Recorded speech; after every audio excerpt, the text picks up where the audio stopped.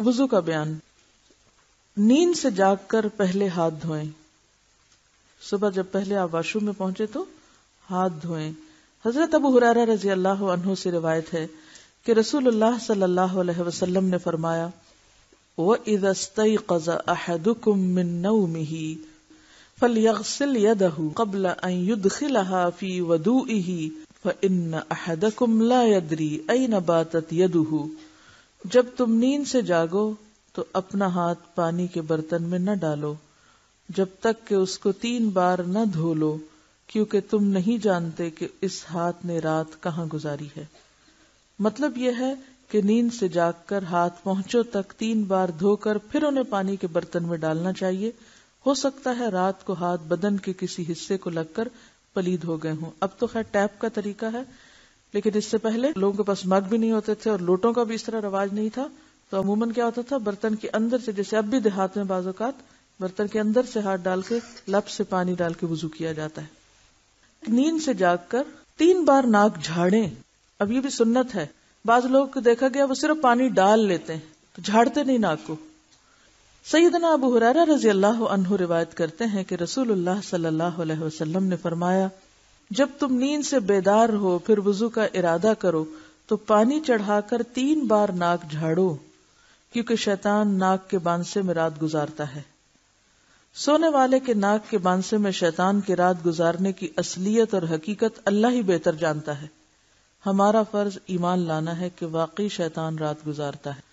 اور اگر دیکھا جائے تو ساری غلاظتیں جو ہیں ہوا کی یا پولوشن کی، وہ سانس لیتے وقت ناک میں ہی جمع ہوتی. تو اگر آپ ناک جھاڑیں گے تو وہ سب کچھ صاف ہو جائے گا.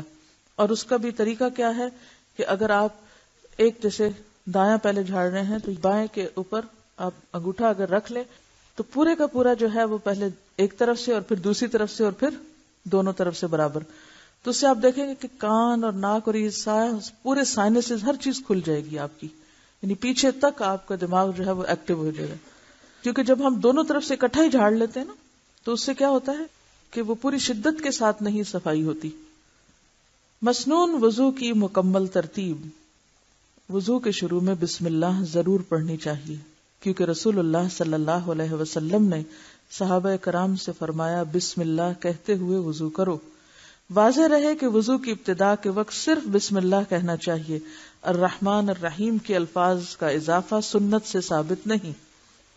نبی صلی اللہ علیہ وسلم نے فرمایا جو شخص وضو کے شروع میں اللہ کا نام نہیں لیتا اس کا وضو نہیں.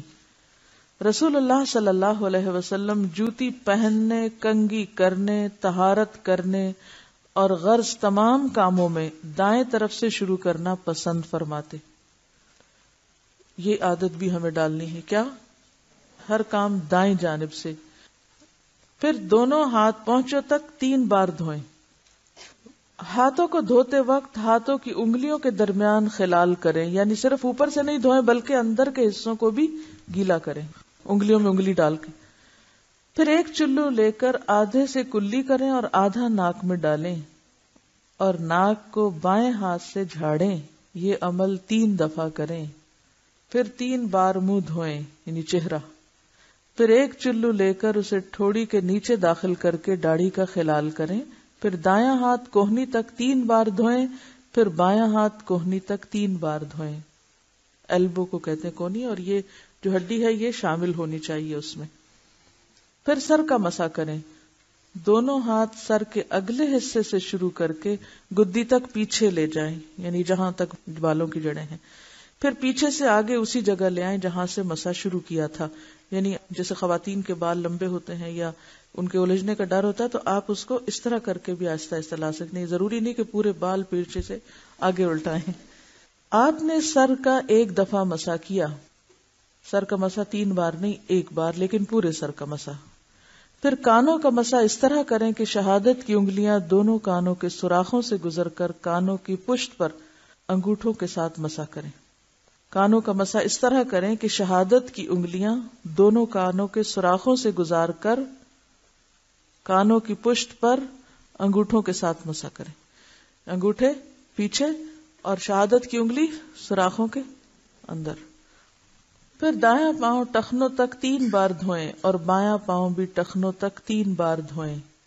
یعنی اگر آپ ٹیپ کے آگے بھی دھو رہے ہیں تو اس کو 3 دفعہ پاؤں کو ہلا لیں، اور اگر آپ پانی ہاتھ سے ڈال کے کر رہے ہیں تو 3 چلو ڈال لیں.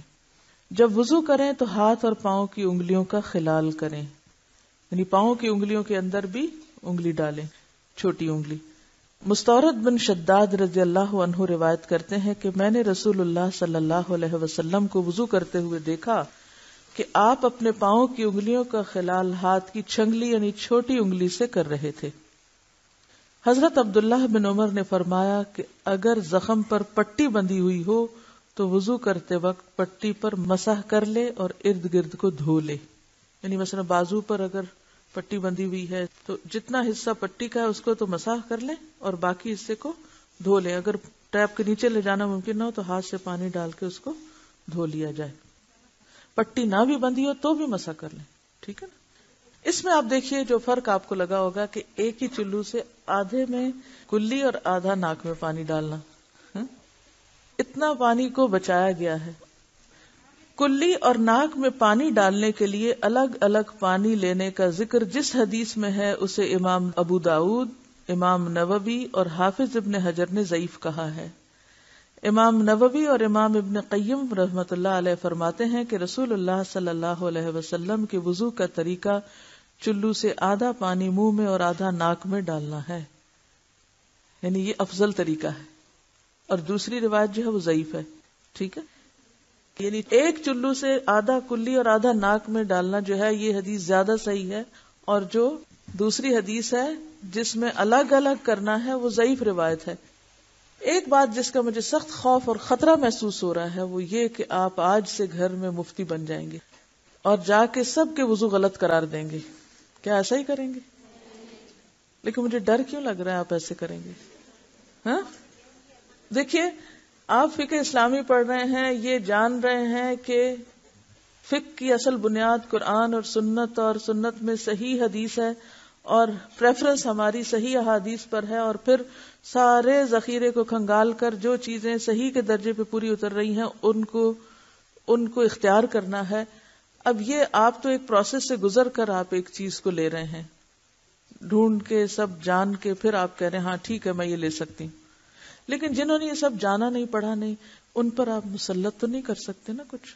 ہاں بتا سکتے ہیں، اور بتانے کے لیے آپ کتاب پھر سامنے رکھیے، زبانی باتیں نہیں کیجیے، اور لوگوں کے وضو غلط قرار نہیں دیجیے. اس سے بھی بچیے کہ آپ غلط وضو کر رہی ہیں. آپ یہ کہہ سکتی ہیں کہ آپ نے اگر صحیح حدیث کا انتخاب کر کے بہتر وضو کیا ہے تو دوسرے کا غلط نہیں ہے. ٹھیک ہے، بجائے اس کے کہ وہ نماز پڑھتا رہے، ایسا نہ ہو کہ آپ کا طرز عمل اس کو نماز سے ہی بھگا دے. یہ زیادہ اہم نقطہ ہے سیکھنے کا بنسبت افضل اور بہترین چیزیں سیکھنے کے. اور ایسے لوگوں کو بھی آرام سے بتا سکتے ہیں جو خود سننے کے سمجھنے کے طلبگار ہوں اور بس بلا وجہ کسی کے بھی پیچھے نہیں. اب دیکھیے کہ میں نے یہ کتاب آپ کے سامنے کیوں رکھی، تاکہ دلائل آپ کے سامنے ہوں، اور اگر آپ کو میں دلائل کے بغیر خود اپنے حکم کے طور پہ سناتی تو شاید آپ کے لیے بھی قبول کرنا آسان نہ ہوتا.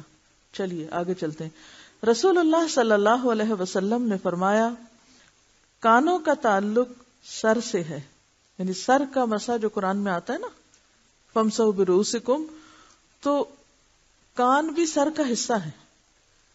یعنی اگر کوئی پوچھے کہ دلیل کیا ہے تو اس میں آپ صلی اللہ علیہ وسلم نے یہی دلیل دی ہے کہ کان سر کا حصہ ہے، یعنی کانوں کا تعلق سر سے ہے. اسے ابن جوزی وغیرہ نے صحیح کہا ہے یعنی اس حدیث کو. اس کا مطلب یہ ہے کہ کانوں کے لیے نئے پانی کی ضرورت نہیں، یعنی مسح کرتے وقت وہ سر ہی کے مسح میں شامل ہے.